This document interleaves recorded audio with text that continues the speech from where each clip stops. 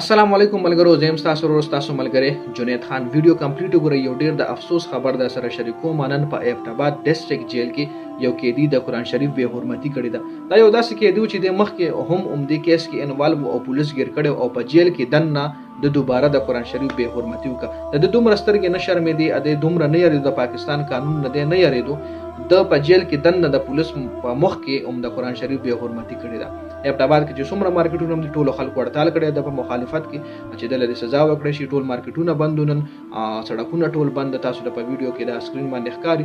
نو ابټاباد خلکو هړتالونه شروع کړي، خو چونکې د پاکستان حکومت چې کوم دی داسې خلکو له سزا نه ورکوي. تاسو خپل آئین وګورئ، زموږ چې کوم سیشن کوډ 295 C او D زموږ چې کم قانون دی کې دا صاف لیکلی دی چې د اسلامي جمهوریت پاکستان دی او دې کې چې څوک هم داسې غلط حرکتو کې، مطلب د پیغمبري نعوذ بالله داوو کی یا د حضرت محمد صلی الله علیه وسلم په شان کې ګستاخیو کی یا د قرآن شریف ګستاخیو کی، مطلب به حرمتیو کی، نو هغه د لپاره ډایرکټ پانسی سزا ده. خو چونکې پاکستان کې دا قانون فالو کیږي نه، زموږ ملک صرف کاغذونو کې اسلامي جمهوریت پاکستان دی، خو دې کې اسلامي قانون نه فالو کیږي. پرون مې یو ویډیو کړه د افغانستان الوکوزای د تاسو په پیژنې چې پاکستان پسې اکثر فضول بکواس کوي. هغه سره یو پاکستاني لګیو په ویډیو کال کې، نو اول وې استعمال کوئی مسلمان ملک نه دی پاکستان یادورو او اسلام ملک ځکه مسلمان ملک نه دی چې دې کې یو قانون هم د مسلمانۍ نه فالو کیږي. نو هغه ټایم زما هغه ډیره زیاته غوسه راغله، او چونکې نن چې دا کم کیس شو نو ما هغه خبر را یاد شو چې اخو بالکل رښتیا ویلي دي او داسې مخکې هم ډیر کیسونه شوي دي. اسیا مرغونه چې به حرمتي کړې وه، حضرت محمد صلی الله علیه وسلم شان کې ګستاخي کړې وه، اسنګ رها شوه، بیخي د پاکستان نه غیبه شوه. د نورو خلکو چته که عیسایانو یهودیانو بوتله خپل ملک لاله نشنلټي ورکړل ته به خوشاله. نو داسې ډیر خلک دي په پاکستان کې چې قادیانان دي یا وټ ایور کم دغه سره تعلق ساتي، خو چې د قرآن شریف به حرمتي کوي نو د سزا قابل لیدل سزا ورکول پکار دي. پاکستان حکومت له زه ریکویسټ کوم، داسې ډیر ریکویسټونه ډیرو خلکو کړي، ویډیوز هم جوړ شوي دي، خو چونکې د پاکستان حکومت پته نشته چې په دې باندې ولې ایکشن نه اخلي، په داسې خلکو باندې ولې ایکشن نه اخلي.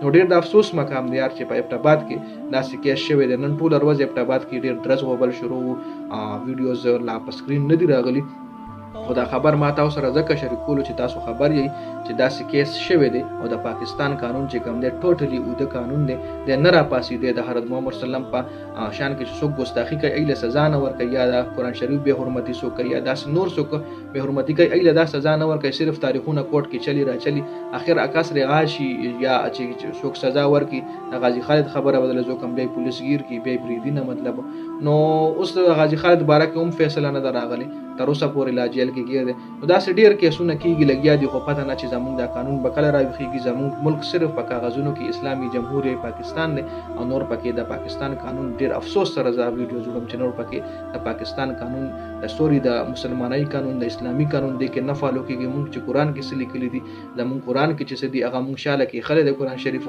او نور د یهودیانو او د عیسایانو قانونونه مرامخ کړي دي، هغه فالو کوو موږ. نو دا زموږ د بربادۍ غټه نښه همدا ده چې مونږ قرآن شریف شاله کې خلک دي او یهودیان او عیسایان مو فالو کړي دي او زمونږ خلک خوښوي. زمونږ چې دا کم جنریشن روانه دی هم دغه خلک ډېر خوښوي. نو ځکه خو غر کېږي لګیا دی مسلمان، ځکه خرابېږي چې د اسلامي قانون پرېښی دی، د قرآن شریف پرېښی دی. یو شارټ غوندې ویډیو به تاسو سره ما شیر کوم، امید لرم ویډیو به ستاسو خوښه شي. خپله رایه موږ سره کمنټ کې شیر کړئ. د ویډیو کتلو ډېره زیاته مهرباني. جنید خان افیشل چینل سبسکرایب کړئ، پیج لایک کړئ او کمنټ ضرور وکړئ. والسلام.